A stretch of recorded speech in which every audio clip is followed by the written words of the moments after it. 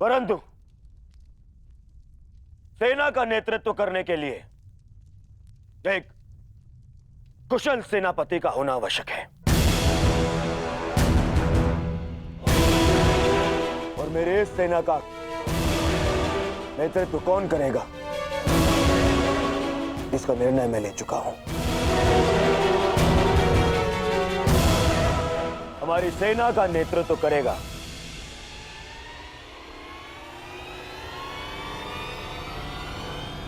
मेरा मित्र अंगराज कर्ण।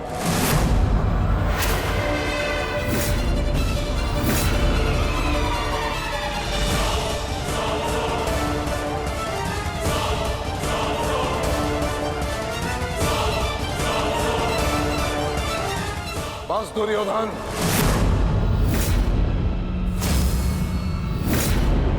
यह मेरा अपमान है और यह मत भूलो कि मैं तुम्हारा गुरुदेव हूं और मैं अपने इस अपमान को कदापि सहन नहीं करूंगा। स्मरण रहे।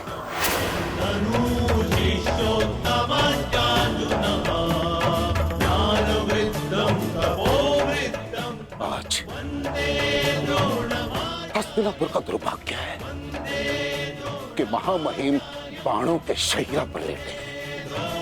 बहुत अधिक पीड़ा हो रही है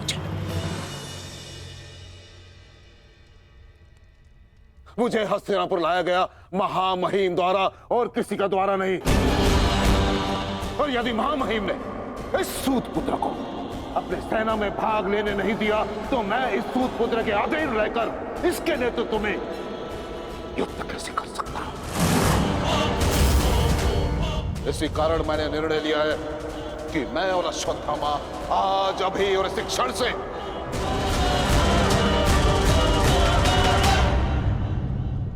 कौरवों के पक्ष का त्याग करते हैं। आचार्य,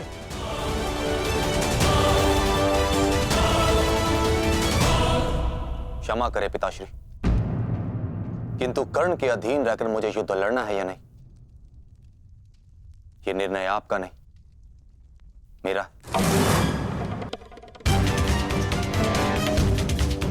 आप मेरी ओर से निर्णय नहीं ले सकते।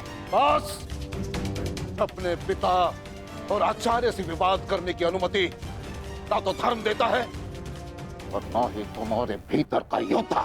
और एक योद्धा भी किस पक्ष से युद्ध करेगा, इसका निर्णय ना तो उसके आचार्य लेंगे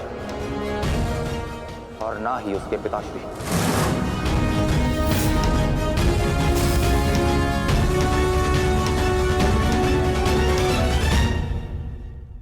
मेरे आदेश की अवहेलना करने का तो साहस कभी मत करना अश्वत्थामा।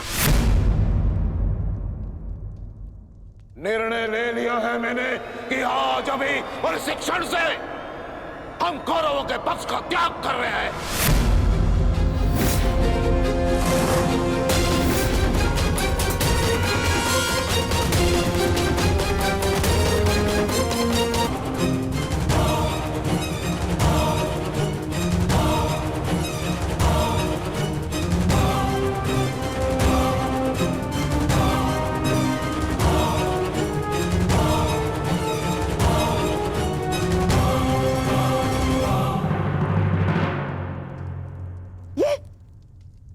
ये क्या किया तुमने?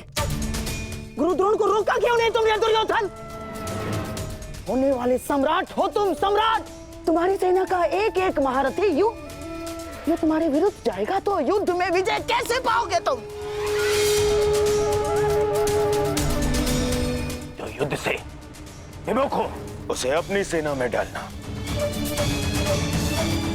अपने योद्धाओं को संकट में डालने के समान होता है मामाश्री। क्या करता मैं और क्या करूं? उन्हें बंधन में बांध कर रख लूं या फिर विरोध करने पर बंदी बनाकर रख लूं? आप जानते हैं यह संभव नहीं है, किंतु मैं जानता हूं कि मैं जो कर रहा हूं उचित कर रहा हूं। उचित नहीं कर रहे हो तुम। समझने का प्रयास करो दुर्योधन। हमें विजय पाने के लिए गुरु द्रोणाचार्य की आवश्यकता है। मुझे मेरे मित्र के अतिरिक्त और किसी की आवश्यकता नहीं है मामा श्री।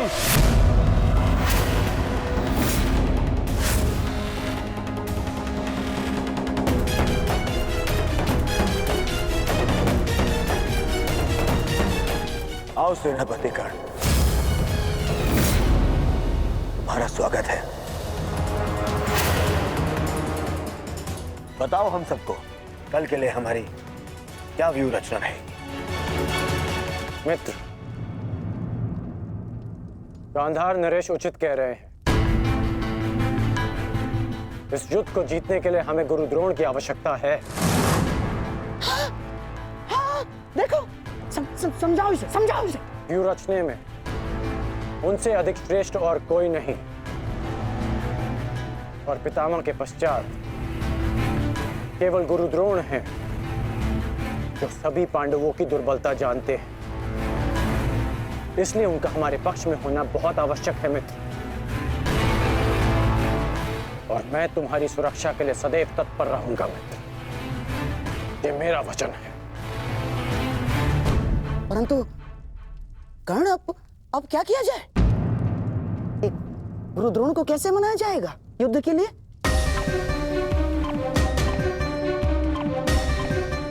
मेरे पास उपाय है। हाँ, कैसा उपाय अंगराज? गुरु द्रोण कल युद्ध में प्रस्तुत रहेंगे।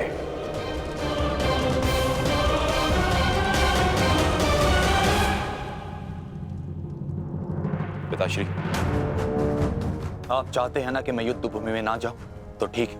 यदि मैं रणभूमि में नहीं जा सकता तो अभी इसी क्षण पांडवों के शिविर में जाके सबका वध कर दूंगा, परंतु युवराज दुर्योधन की सहायता जरूर करूंगा, चाहे इसके लिए मुझे अपने प्राण भी क्यों ना गंवाने पड़े। अश्वत्थामा,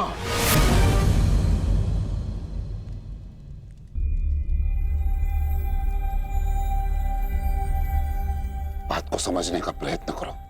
तुम दुर्योधन की कोई मदद नहीं कर सकते, उल्टे तुम अपने प्राण संकट में डाल लोगे, और इसी कारण मैं नहीं चाहता कि तुम इस युद्ध में भाग लो, क्योंकि मैं तुम्हें इस प्रकार खोना नहीं चाहता। अब मैं कोई बालक नहीं हूं पिताश्री, अपने निर्णय स्वयं लेना चाहता, और ऐसा करने में मैं सक्षम भी हूं। प्रणिपात।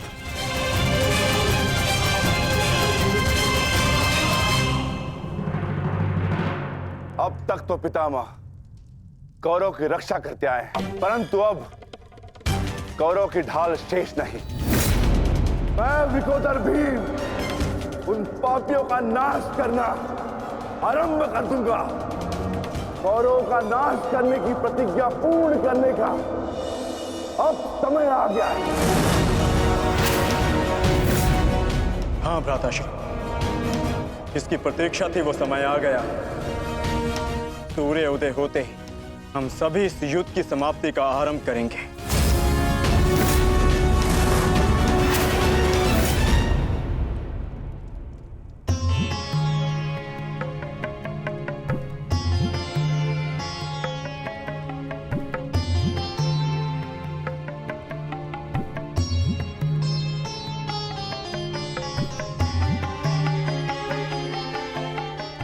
आइए महाराज, अच्छा हुआ आप आ गए। मेरा स्वयं ही आपसे बात करने का मन हो रहा था। जब से ये युद्ध आरंभ हुआ है गांधारी, तुम इन दीपकों का विशेष ध्यान रख रही हो, परंतु क्यों? मेरे सभी पुत्र उस युद्ध में गए हैं महाराज, और इसीलिए मैंने इन 100 दीपकों को अपने 100 पुत्रों की लंबी आयु की प्रार्थना के लिए जलाया है। अब ये 100 दीपक मेरे 100 पुत्रों की आयु का एकमात्र सहारा है। कहीं इन दीपकों को संभालते संभालते तुम अपने हाथ न जला लेना गांधारी। नहीं महाराज, जब एक माता अपने शिशु को जन्म देती है तो उसे अपने आप ही ज्ञात होता है कि उसका शिशु क्यों रो रहा है। एक पुत्र को कभी अपनी माता को अपने रुदन का कारण बताने की आवश्यकता नहीं होती। इसी प्रकार मुझे इस बात का अनुमान हो जाता है कि इनमें से किस दीपक को तेल की आवश्यकता है और किसे नहीं, और इसके लिए मुझे नेत्रों की आवश्यकता नहीं है। तो पूछो, पूछो अपने इन दीपकों से कि मेरे पुत्रों की रक्षा कौन करेगा? कौन? मैंने अभी भी आशा नहीं छोड़ी है महाराज। तात श्री के पश्चात द्रोणाचार्य हमारे पुत्रों की रक्षा करने में सक्षम है।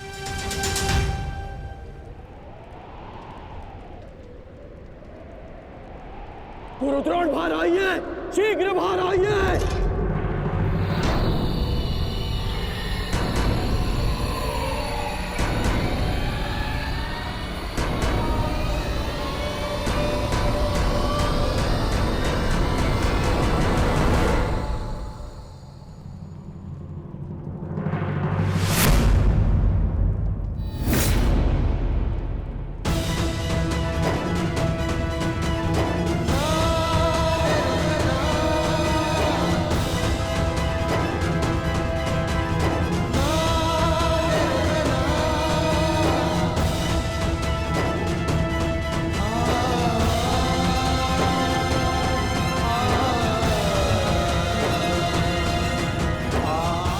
अश्वत्थामा,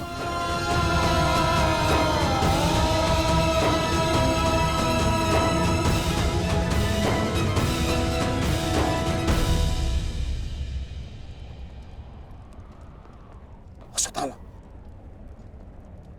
अश्वत्थामा!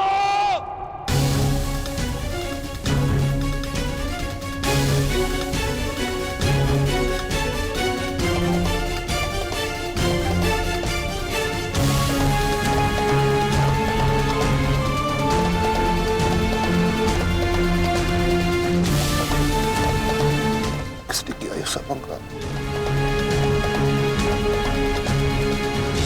उत्तर दो मुझे, किसने किया? पांडव।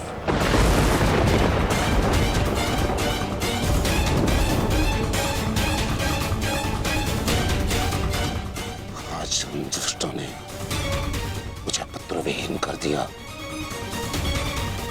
युद्ध की घोषणा करो, मैं उनके संपूर्ण वंश को एक साथ समाप्त कर दूंगा अंगराज।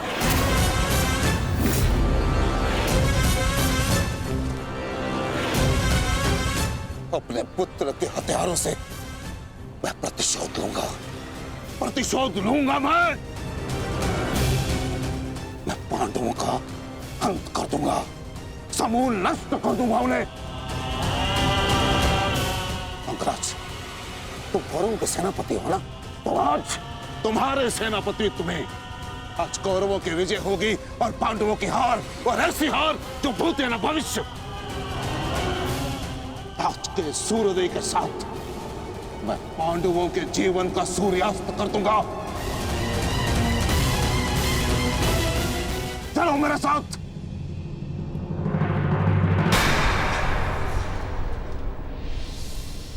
अब किस बात की प्रतीक्षा है अंगराज? सूर्योदय होने वाला है, चलो मेरे साथ। परंतु आप तो एक सूत पुत्र के अधीन युद्ध में भाग नहीं लेना चाहते थे आचार्य।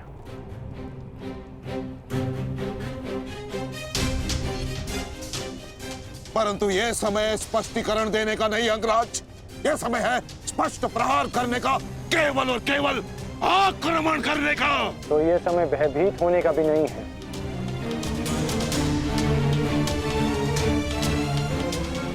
घुमा फिरा के बातें मत करो अंगराज, जो कहना है स्पष्ट रूप से कहो।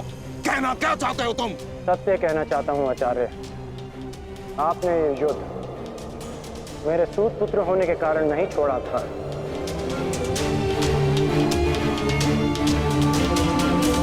आप इस युद्ध से इसलिए पीछे हटे थे क्योंकि आपको अपने पुत्र अश्वत्थामा की मृत्यु की चिंता थी।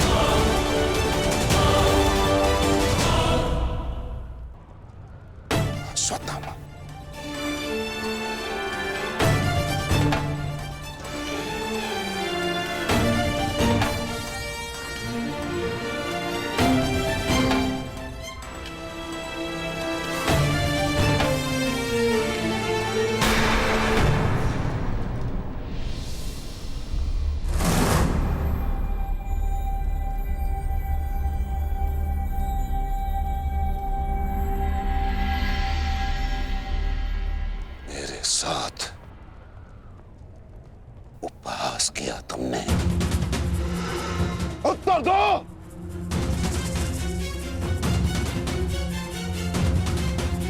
मैं क्षमा चाहता हूं आचार्य, परंतु मैंने ये सब आपका उपहास उड़ाने के लिए नहीं, आपको सत्य का आभास कराने के लिए किया है।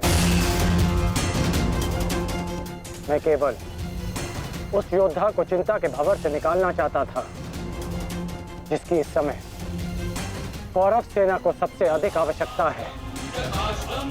आपके युद्ध न लड़ने का कारण मुझे आरंभ से ही ज्ञात था।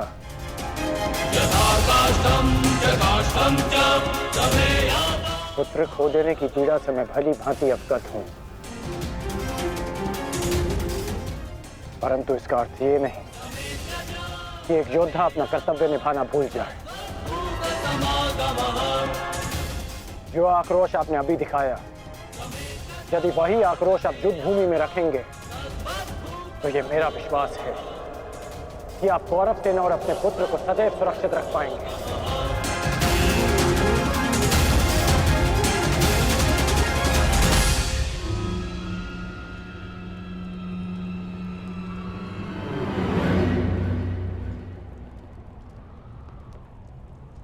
मुझे क्षमा कर दो दुर्योधन, मैं पुत्र मोह और कर्तव्य के मध्य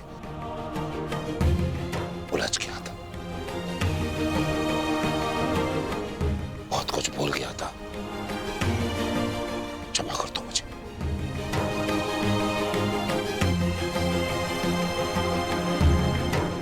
गुरु द्रोण, आप सेनापतित्व स्वीकार कर कौरवों की जीत सुनिश्चित करें और आपके पुत्र की सुरक्षा मैं सुनिश्चित करूंगा। ये मेरा वचन है कि जब तक मैं जीवित हूं, मृत्यु अश्वत्थामा के निकट भी नहीं आएगी।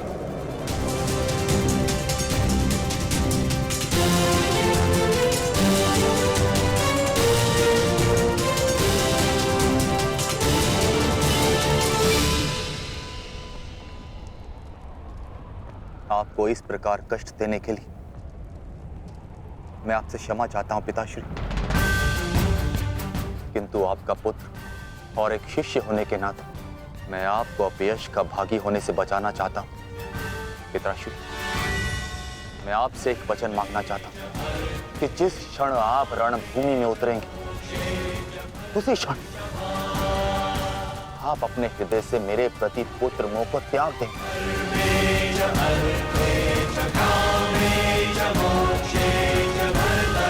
और पूर्ण रूप से युद्ध को समर्पित हो जाएंगे।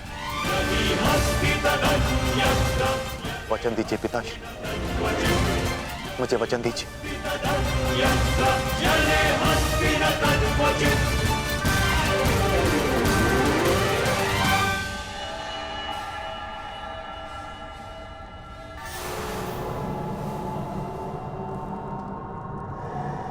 मैं वचन देता हूं